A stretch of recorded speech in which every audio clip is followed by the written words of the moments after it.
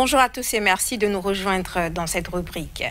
Nous parlerons d'une nouvelle approche de formation qui vise à aider les managers seniors à apprendre des salariés les plus jeunes pour s'approprier les nouveaux usages issus du digital. Il s'agit du reverse mentoring. C'est une pratique collaborative qui amène un changement culturel profond dans les entreprises et vous verrez comment. Avec Gildas Semevo Tonoucoin qui est coach d'entreprise.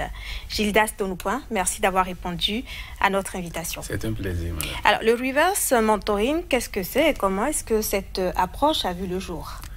Le reverse mentoring, pour être simple dans la définition, on peut déjà dire que c'est une manière de se faire former. Et cette fois-ci, cette formation, au lieu d'être animée par des seniors, elle est animée plutôt par des juniors. Et qu'ils vous souviennent, au sein de toute organisation, nous avons fondamentalement deux générations. Il y a la partie composée des anciens et des seniors et une deuxième partie qui est composée essentiellement des juniors. Et lorsque vous prenez la première catégorie, c'est-à-dire celle des seniors... Qu'on appelle généralement les doyens. Les doyens, merci. C'est une catégorie de personnes qui est généralement caractérisée par l'ancienneté, l'expérience, la discipline et la sagesse. Mais quand vous prenez l'autre catégorie, qui est la catégorie des juniors, c'est une catégorie qui est caractérisée par l'habileté, l'énergie, la vivacité et surtout, quand il faut parler de discipline, ce n'est pas le fort de cette génération. Elle ne sera pas d'accord avec vous? Généralement, c'est le constat que nous avons fait puisque nous sommes tout le temps à l'intérieur des entreprises. Et vous voyez, quand il s'agit de collaborer maintenant, de faire collaborer ces deux générations de personnes pour produire du résultat au sein de l'entreprise, il y a des conflits intergénérationnels qui naissent parce que la première catégorie, celle des seniors, a tendance à prendre les choses comme elles étaient, elle la faisait, c'est-à-dire qu'il faut des années, il faut une certaine ancienneté pour aller à certaines positions, par exemple, ce que l'autre génération n'accepte pas toujours. Donc, il y a un défi de communication interpersonnelle au sein des entreprises ou des organisations. Alors, nous allons parler justement de ce défi tout à l'heure. Donc, je demandais comment cette approche a vu le jour. Qu'est-ce qui s'est passé? Qu'est-ce qu'on s'est dit? Qu'est-ce qui n'a pas marché justement pour qu'on fasse, on va dire, le contraire de ce qu'on avait l'habitude de faire avant, que les juniors soient les mentors des seniors? Oui. Et lorsque vous prenez la nouvelle technologie, c'est le côté fort qu'on note au niveau de cette nouvelle génération qui est tout le temps dans tout ce qui est numérique, TIC et ce qui n'est pas le fort de l'autre génération, c'est-à-dire la génération des seniors. Et lorsqu'il s'agit de passer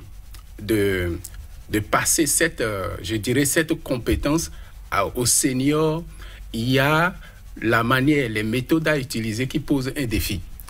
Alors, et les entreprises comme, je vais donner l'exemple de General Electric, qui sont les premières à expérimenter cette méthode, ont constaté que au lieu de toujours utiliser l'expérience, la compétence des seniors pour pouvoir accompagner les juniors, on peut faire l'inverse, d'où le nom reverse.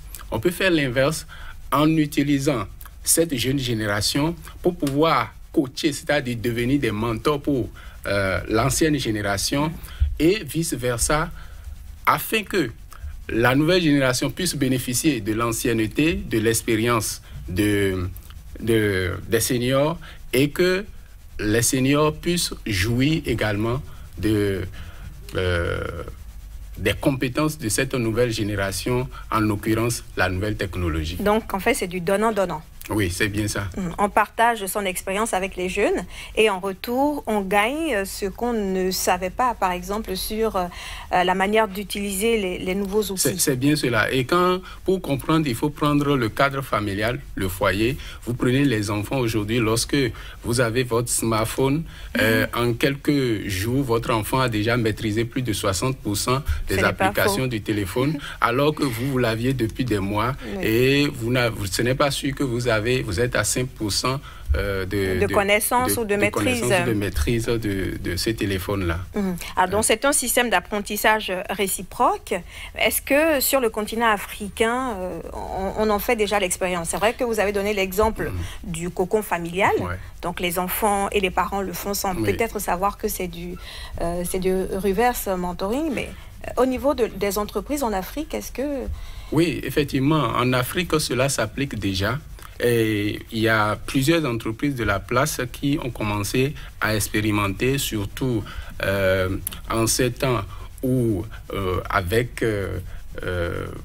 les défis liés au coronavirus, où la plupart des entreprises se sont vues obligées d'utiliser les TIC, tout ce qui est technologie, afin de pouvoir être en contact avec leurs clients malgré la distance. Donc, ça s'applique déjà, mais pour que l'application ait les résultats escomptés, il y a des prérequis qu'il faut avoir. Et ces prérequis, j'allais dire, c'est fondamentalement la formation de ces juniors-là, parce que le fait de savoir utiliser la technologie, le fait de maîtriser tout ce qui est nouveau ne veut pas forcément dire que vous avez la capacité de pouvoir les transmettre. Donc, le premier pas à faire, c'est de pouvoir former cette génération-là à transmettre cette connaissance. Le deuxième pas, c'est de pouvoir les aider aussi à produire du contenu au sein des organisations et entreprises. Parce que même si les cadres, plusieurs cadres sont sur le même palier, collaborent et peuvent se transmettre des connaissances, il faut que cela soit mis dans un cadre, par exemple des documents qui peut être consulté par tout le monde, qui peut être expliqué aisément. Il faut également accompagner aussi les seniors, parce que, vous savez, avec l'âge, l'ancienneté, tout ce que cette génération connaît, ils ont une difficulté liée foncièrement à leur ego, qui fait que un blocage peut être créé à ce niveau-là. Donc, eux-mêmes doivent être accompagnés pour s'ouvrir et apprendre. Et enfin, il faut également que la culture au sein de l'entreprise soit compatible avec ce concept-là.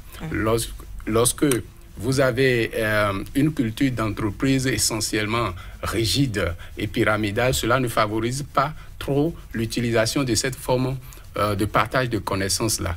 Et donc, ce qu'il faut savoir d'essentiel ici est qu'il faut une ouverture d'esprit et une quête, une soif d'apprendre de nouvelles choses pour pouvoir faciliter l'utilisation de cette forme de formation au sein des entreprises et des organisations. Je voudrais revenir au blocage avant déjà de vous demander s'il est possible de faire cette expérience-là dans toutes les entreprises.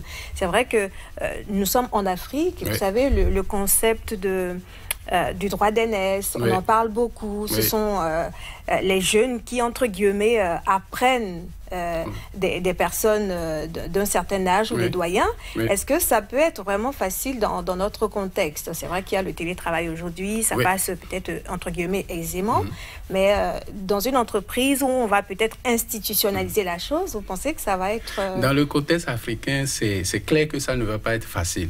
Et l'une des choses qu'avec mon équipe, personnellement, nous faisons aujourd'hui, c'est de pouvoir utiliser, pour faciliter la transmission de la connaissance, c'est de pouvoir utiliser, par exemple, nos citations, les proverbes africains, pour que, au sein de ces organisations africaines, ces valeurs-là que nous avons, ces valeurs puissent être prise en compte pour faciliter la transmission de cette connaissance-là, dont quand même les juniors et les seniors ont besoin.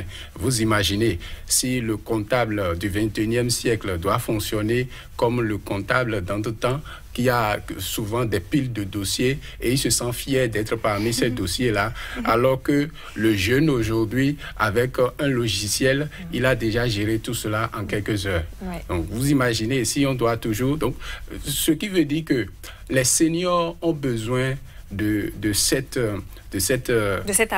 approche-là pour pouvoir être plus compétent, plus apte à aider leur organisation respective à produire plus de résultats. Est-ce que dans toutes les organisations, on peut avoir cette approche de reverse mentoring? Oui, bien sûr, à condition que les prérequis que nous avons cités tout à l'heure précédemment, qu'ils passent du temps d'abord à se préparer par rapport à ces prérequis avant de se lancer.